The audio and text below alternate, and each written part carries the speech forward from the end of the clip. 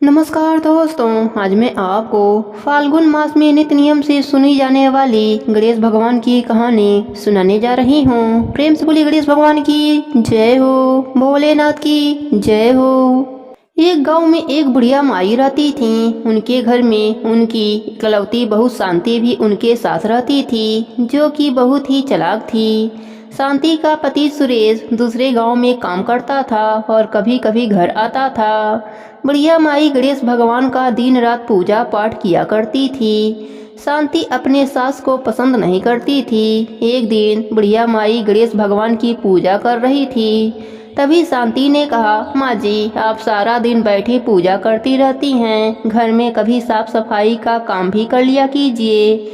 इतना बड़ा घर है, मैं कैसे सारे घर की सफाई अकेले करूं? बुढ़िया माई ने कहा, बहू, मेरे आंखों से कम दिखाई देता है, इसलिए मैं कोई काम नहीं कर पाती हूँ। उसकी बात सुनकर शांति को गुस्सा आ जाता है। वह वहाँ से चली जाती है। शांति को पता था कि उसकी सास ठीक से देख नहीं पाती, इसलिए वह अपने लिए पकवान बनाकर सास को सूखी रोटी दे देती थी।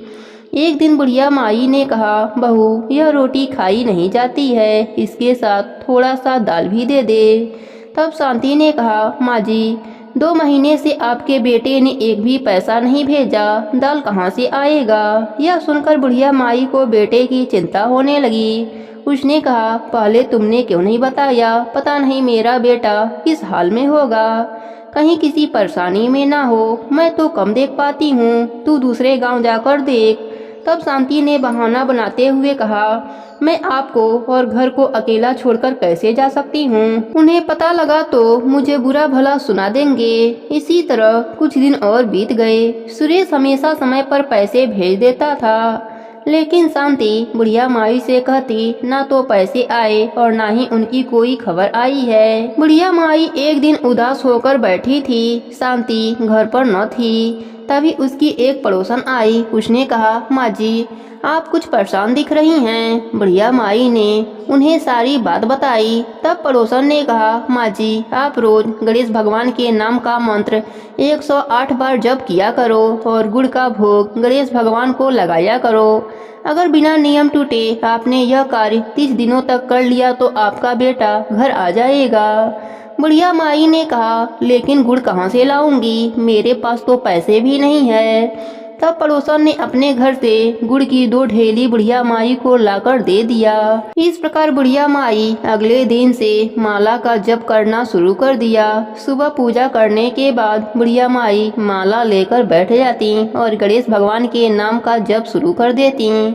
कुछ दिन बाद गणेश भगवान की कृपा से सुरेश का काम बढ़ गया और वह ज्यादा पैसा भेजने लगा। लेकिन शांति ने अपने सास को कुछ नहीं बताया। बुढ़िया माई हर दिन 108 का जप करती रही। कुछ दिन बाद शांति को पता लगा कि उसकी सास बेटे को घर आने के लिए माला का जप कर रही है। अब उसे डर सताने लगा। शांति ने सोचा, यदि मेरी सास के जप पूरे हो गए और मेरा पति वापस आ गया तो मेरी सास उसे सारी बात बता देगी, और यदि मेरे पति को सब पता लगा तो वह मुझे घर से निकाल देगा। इसी सब से बचने के लिए उसे एक उपाय सूझी। जब बुढ़िया माई सो रही थी तो उसकी माला में से एक दाना निकाल दिया। अब माला में 107 मोती रह गए। अगले दिन बुढ़िया माई ने रोज की तरह जप किया, लेकिन उसे पता नहीं चला। इसी तरह बुढ़िया माई के 30 दिन पूरे हो गए, लेकिन उनका बेटा घर नहीं आया। अगले दिन उन्होंने गणेश भगवान की पूजा की और उनसे कहा, हे प्रभु, मुझसे क्या भूल हो गई जो आप प्रसन्न नहीं हो रहे हैं? मेरे बेटे को घर भेज दीजिए, कुछ नहीं चाहिए मुझे। रात को जब बुढ़िया माई सोई तब सपने में गणेश भगवान ने दर्शन दिए और कहा, माई, तेरी बहू ने एक मोती कम कर दिया था, इसलिए जिस माला से तुम जप कर रही थी वह अधूरी थी। लेकिन तुम्हारी भक्ति और सच्चे प्रेम से मैं प्रसन्न हूँ। अगली पूर्णिमा के दिन तुम्हारा बेटा घर आ जाएगा, किंतु तुम्हारी बहू ने मेरी पूजा में विघ्न डाला है, इस कारण वह अपने पति को नहीं देख पाएगी। यह कहकर गणेश भगवान अंतर ध्यान हो गए। बुढ़िया माई ने अगले दिन शांति को सपने की बात बताई। तब वह रोने लगी। उसने बुढ़िया माई से माफी मांगी। जैसे जैसे पूर्णिमा का दिन पास आ रहा था, शांति की आंखों की रोशनी कम होती जा रही थी। पूर्णिमा से एक दिन पहले रात को वह बिल्कुल अंधी हो गई। अगले दिन जैसे ही सुबह हुई, सुरेश घर आ गया। बुढ़िया माई उसे देखकर रोने लगी। रमेश ने जब अंधी शांति को देखा तब उसने शांति से पूछा।